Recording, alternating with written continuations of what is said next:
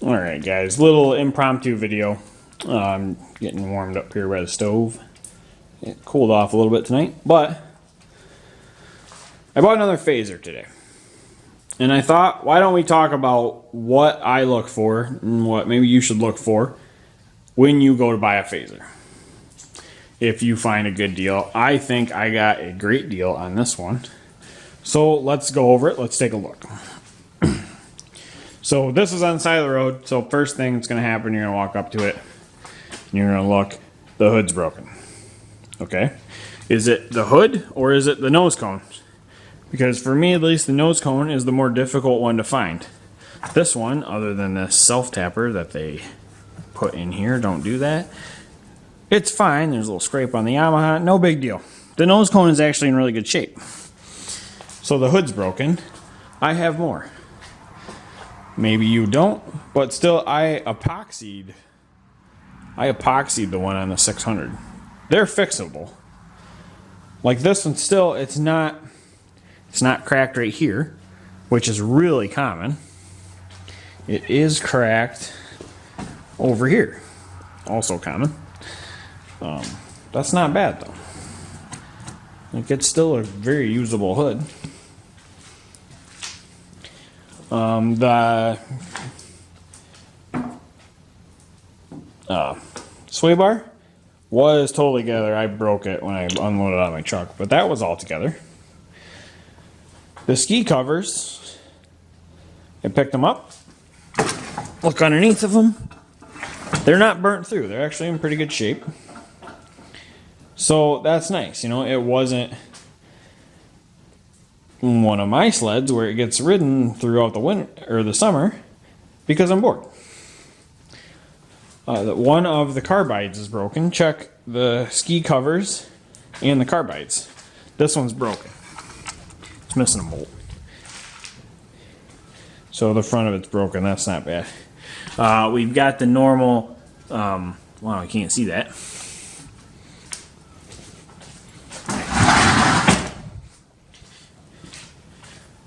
Can still barely see it. But we've got a hole for a clutch. For the clutch bolt. Kind of normal. What's not normal is that this one's like pulled up here. Like the clutch was riding up. So maybe the engine mounts are worn out. You never know. But that bolt does stick out a lot farther than my factory clutches do. So that's something we'll have to look at when we open the hood. But you're going to walk around it, you're going to look. That panel's missing. That's probably a $2 panel. If you have a local guy who has a snowmobile scrapyard or like a power store. eBay. I guess I didn't look it up on eBay. It's probably a relatively cheap piece if you can find it. Duct tape on the dash. Yeah, these things are taking these off of my other sleds. The screws usually just break or strip, and that's kind of what it seems like happened. One kind of goofy thing is this one has extra switches, and if I look, there's wires that has a heated thumb, a heated throttle, heated grips. So I'm thinking the thumb was added in. And that's why we have extra switches. But yeah, the whole cover is just broken off of the steering column. That's not a big deal for me because I'm just going to take it off anyways. So looking over it, I notice that the vinyl on the seat's ripped. Okay. And this is where you might think, oh, it was outside a bunch and it was, you know, it's neglected. The vinyl might be ripped, but the foam is still in good condition. So, I mean, there's not even like mouse. It's not even like anything was eating it. They rode this sled. This was a ridden sled.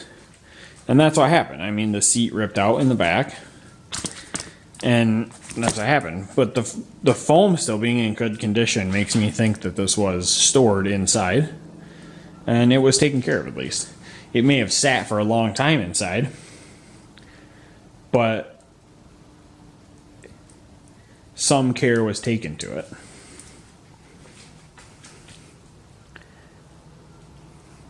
I actually think that might be a replacement cover too. So yeah, this was really ridden. It's got 9,700 miles on it almost. Yeah, so taillight's broken. You bump into those things and they can do that. The track,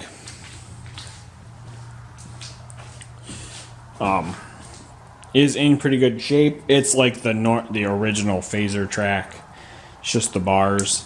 There's no fancy tread to it. It is studded. But when you look at your track, look and see how ripped up the bars are or the treads are. Did they ride this through the woods? Was this ridden on trees all the time? How was this ridden? This track is in actually really good shape. So I'm willing to bet that it was just a trail sled. They just rode it on the trails. That's good. That's less wear and tear.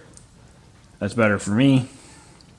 Even though I'm going to modify it, it's nice to have a solid sled to start with. So while you're walking around, you get done looking at the exterior. I was still happy with what I was seeing on the exterior. So I grab a hold of this handle, and it's like a super goofy looking handle, but whatever. It pulls over, and it has compression. Great. So that's good. I'm happy about that.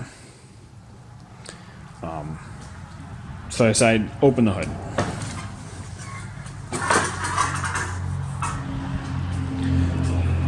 So when you open the hood on one of these, some things you want to look for. First thing I looked at was this corner, and it has a battery tray, and it has battery wiring, and a voltage regulator, and so this is probably electric start. So I checked the VIN on the side, and I didn't have a flashlight on me, so I couldn't really look up there, and I didn't really want to reach up there because the sled's been sitting outside for a long time. It does have electric start on it. So I thought that's great. There's a high probability that your electric start won't work. I haven't gotten this one to work yet. I just kind of hooked the battery up to it and checked it, but no big deal. We'll figure it out. I took the spark plug boots off. Don't worry about that. The next thing I looked at is the exhaust rusted out. And right about now is when I decided to buy it, because this is not a factory pipe. Not at all. Kind of looks factory up there, but back in here, not a chance. It really looks like an AAEN, but my AAEN exits back here. And it actually has a hole back here, like it had an AAEN pipe on it. But this one has a little pigtail thing, curlicue, to come back to the stock hole. This is a PSI pipe, from as far as I can research. It matches to what they kind of built. So you hop on eBay and you check the prices of those. That pipe is $200 on eBay. Already this sled is worth the price that I paid for it.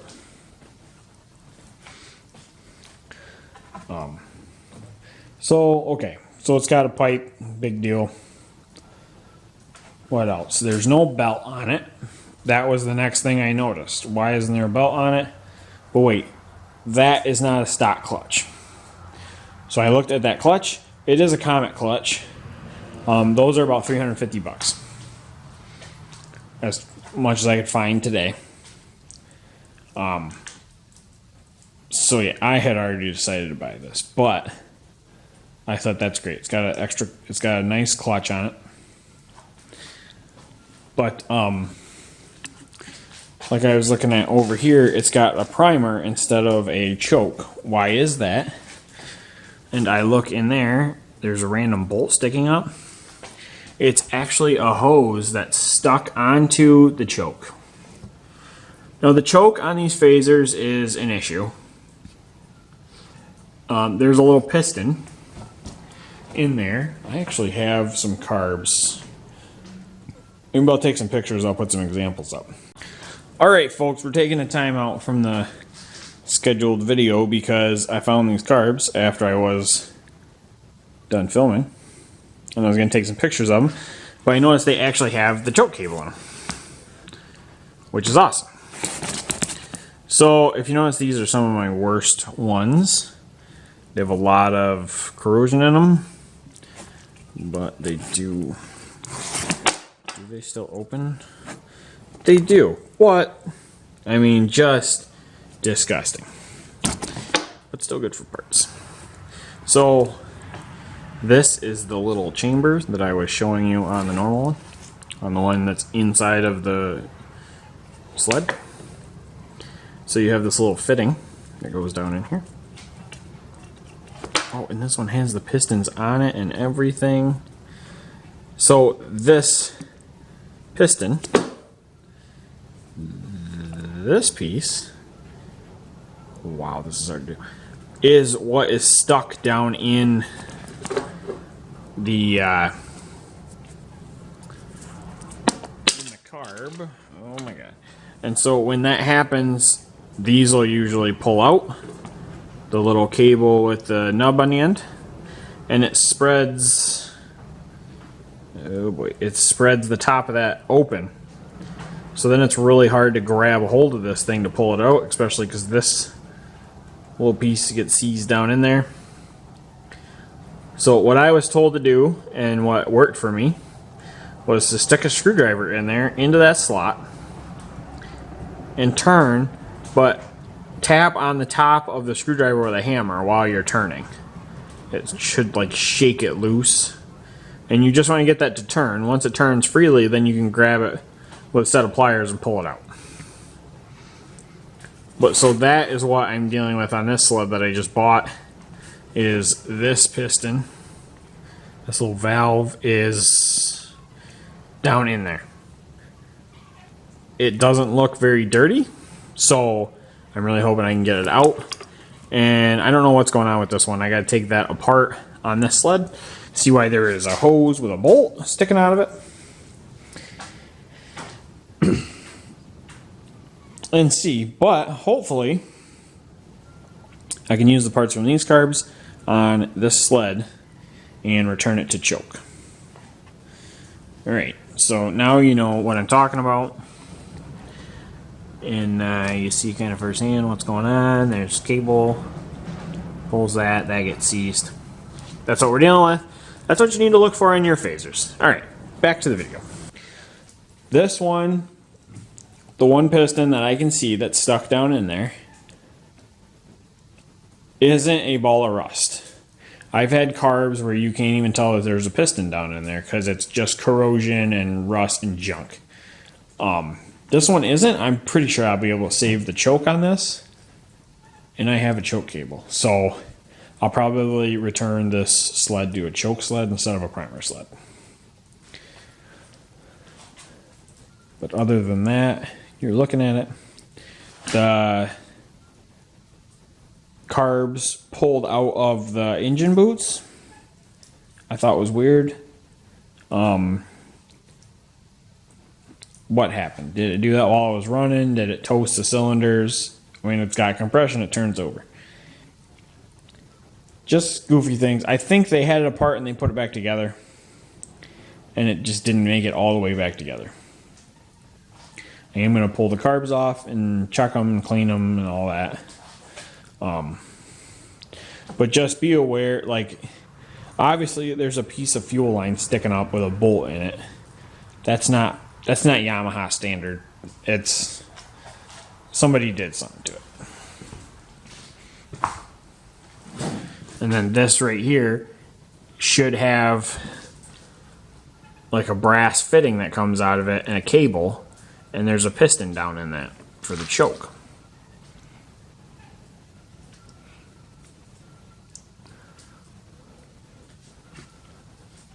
But yeah, just looking at this, there's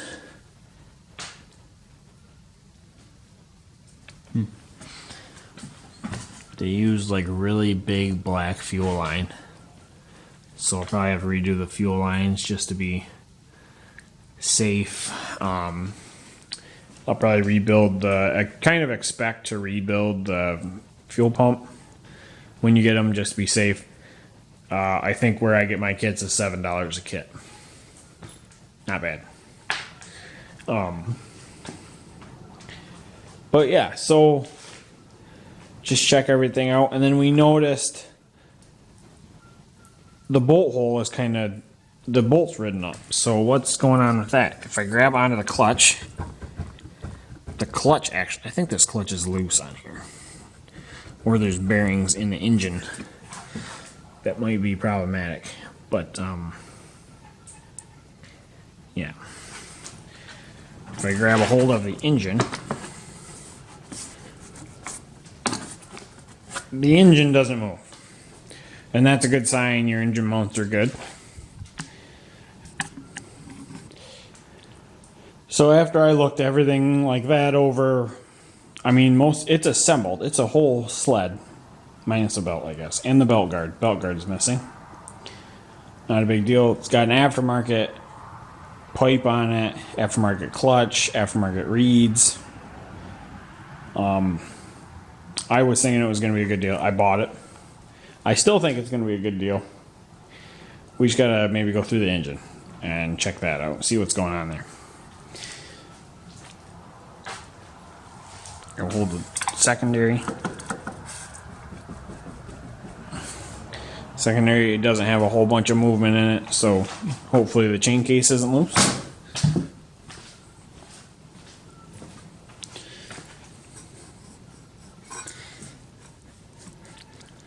The brake's not seized up.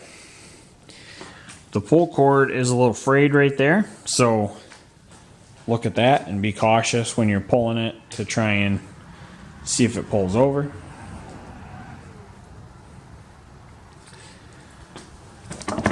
I've gotten a couple sleds where this little brace for the oil tank is broken, and that's kind of annoying because the oil tank will flop around more than it does when it's actually in there right. So, well, that bolt's loose.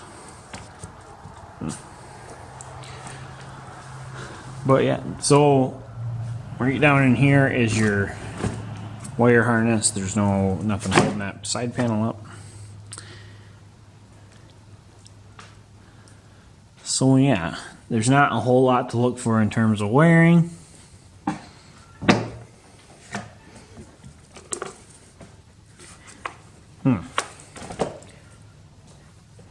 That's just connected together, but I think all my other sleds are too.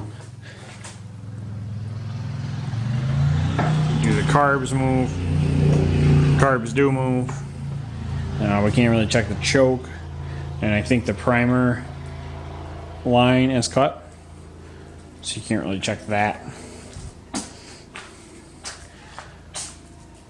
Once I got done looking at the engine, I didn't check this next thing until I got it back, but for some of you, you want to check the play in the steering. Like how much does this move without the skis moving? This might look like a lot to some people.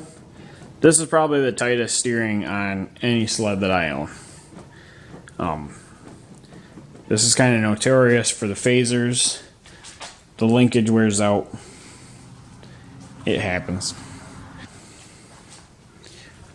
Did a little buyer's guide on what things I look for.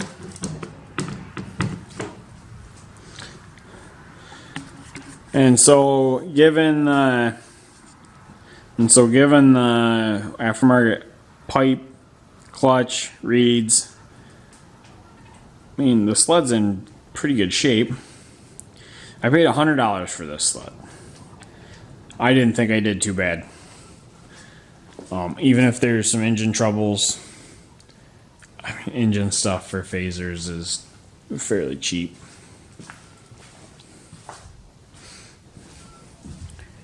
yeah, I'm pretty happy with what I picked up.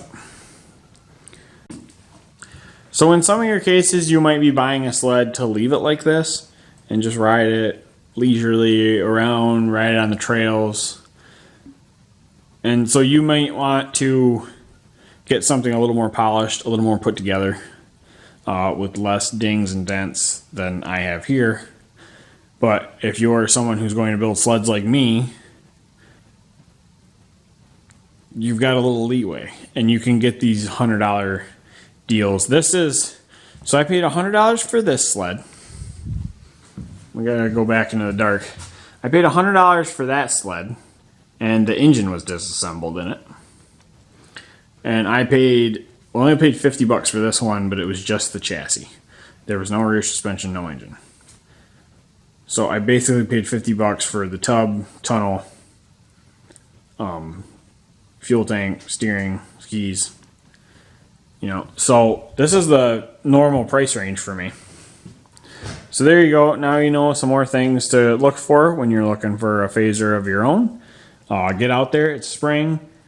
There's cheap ones out, so you should be able to get a good deal. And you know what to look for. Grab a hold of stuff, shake stuff, so that you can talk the price down even a little farther, maybe. That's what phasers are all about. They're having the most amount of fun per dollar. Like the new 2021 Yamahas are out. Yeah, would I like a 165 Mountain Max?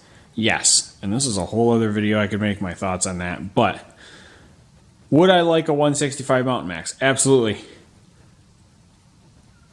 But am I going to get $14,000 worth of fun out of it? I'm pretty sure I get $14,000 worth of fun out of these phasers. They're a great time. They keep me busy all year. I'm doing projects on them. That's what they're about. This is about fun. This isn't about payment books. It's just about fun. So go out there, get yourself a deal, learn how to work on sleds, and we can all have fun together. So there we go. If you guys want to keep up with what I'm doing to this, I got some pretty cool plans to what to do to this phaser and about 3 more. I've just got ideas. So if you want to keep up to that, hit that subscribe button. It's down. I guess I don't know where it is. I need to watch more YouTube. It's down there somewhere, and on the end screen there will be a subscribe thing. So hit that. If you like the video, if you're going to use it when you go purchase your next phaser, hit a like. Leave a like. It lets me know, I'm doing something good here. So there we go. I hope you enjoyed it, and I hope you guys go out and get great deals on phasers like I do. And I will see you guys next time.